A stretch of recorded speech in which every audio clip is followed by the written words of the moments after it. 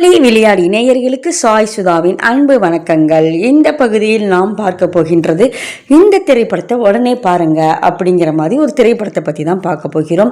எதுன்னு பார்த்தீங்கன்னா house mats. இப்போ சமீபத்தில் வெளிவந்து இப்போ நாம் G5ல் பார்க்கலாம். அழகான திரைப்படம், அருமையான திரைப்படம், நகைச்சுவை, கற்பனை எல்லாமே கலந்து இருக்கின்றது. காதல், சென்டிமெண்ட் எல்லாமே சரி விகிதத்தில் கலந்து அற்புதமாக கொடுத்திருக்கின்றார். இதை எழுதி இயக்கியவர் ராஜவேல். இதில் நம்ம எல்லாமே தெரிந்த முகங்கள் தான், ஆனால் பெயர்கள் அதிகம் தெரியாமல் இருந்திருக்கலாம். எல்லாருமே சிறப்பாக நடிச்சிருக்கிறாங்க. நிறைய டைம் ட்ராவல், எதிர்காலத்துக்கு போகிற மாதிரி, இறந்த காலத்துக்கு போகிற மாதிரி, லூப்பு இதெல்லாம் நம்ம பார்த்துட்டோம். இது புதுசாக, இது வேற, இது புதுசு அப்படின்னு சொல்லலாம். இதுவும் காலத்தை பின்பற்றிய ஒரு கதை தான், காலத்தின் தொடர்பான ஒரு கதை தான். இது கொஞ்சம் புது முயற்சியாக சொல்லியிருக்கிறாங்க. பார்க்குறதுக்கு ரொம்ப நல்லா இருக்குது. ஒரே வீட்டில் இருப்பவர்கள் ஹவுஸ்மேட்ஸ் நமக்கு நல்லா தெரியும்.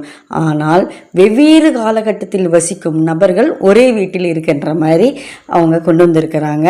அதை நகைச்சுவையாக கொண்டு வந்திருக்காங்க. அதே சமயத்தில் நகைச்சுவை அடங்கிய இந்த கதையில் நிறைய வாழ்க்கையில் நடக்கின்ற விஷயங்களை எள்ளி நகையாடி இருக்காங்கன்னு சொல்லலாம்.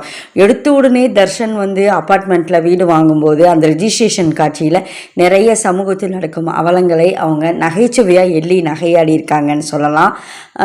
அதே மாதிரி நிறைய விஷயங்கள், காதல் திருமணத்திற்கு வரும் எதிர்ப்புகள், கஷ்டப்பட்டு சொந்த வீடு வாங்கும்போது வரும் ஒரு மகிழ்ச்சி, தொடர்ந்து ஒரு கனவு வருதுன்னா ஏன் வருது, ஒரு விஷயம் இயற்கையாக நடக்குதுன்னா அது ஏன் நடக்குது, ஏன் ஒரு குறிப்பிட்டவங்களுக்கு மட்டும் நடக்கணும், சில விஷயங்கள் நம்ம நினைப்போம் ஏன் நமக்கு மட்டும் இந்த மாதிரி நடக்குது அப்படின்னு சொல்லிட்டு, அதுக்காக ஒவ்வொன்றுக்கும் அவர்கள் ஒரு கற்பனையாக சொல்லியிருக்காங்க.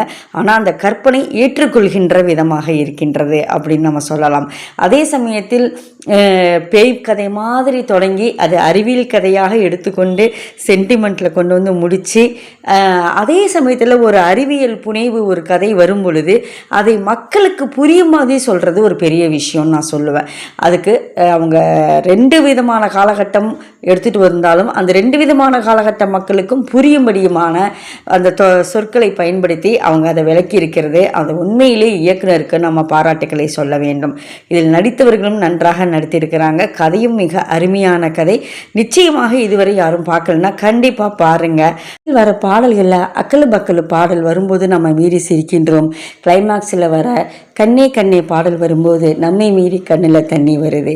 இந்த படம் மொத்தத்தில் எல்லாமே அருமையாக இருக்குது. மீறி நம்ம லாஜிக்குன்னு ரொம்ப யோசிக்க வேண்டிய அவசியம் கிடையாது. அதெல்லாம் தேவையில்லைங்க. ரொம்ப அருமையான கதை. கண்டிப்பாக போய் பாருங்கள். Don't miss it.